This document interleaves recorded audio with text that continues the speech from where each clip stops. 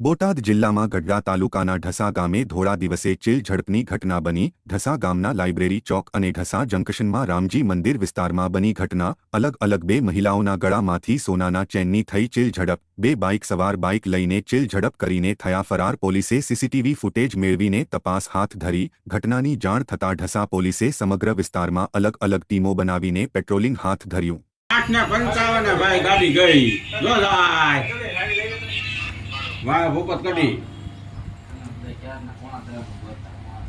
જા ભાઈ આમાં ટાઈમ છે ભરી ગયો ટાઈમ છે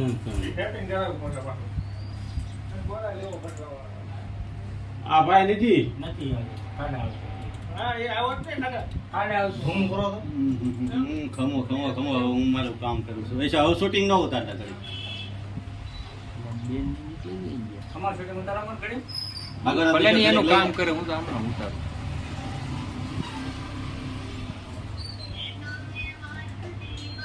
પાછું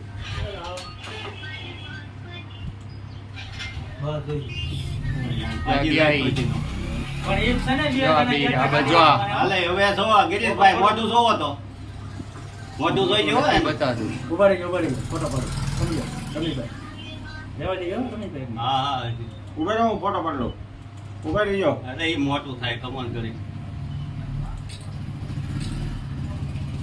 ગાડીમાં કાક નામ કરો જયેશભાઈ કોણ સર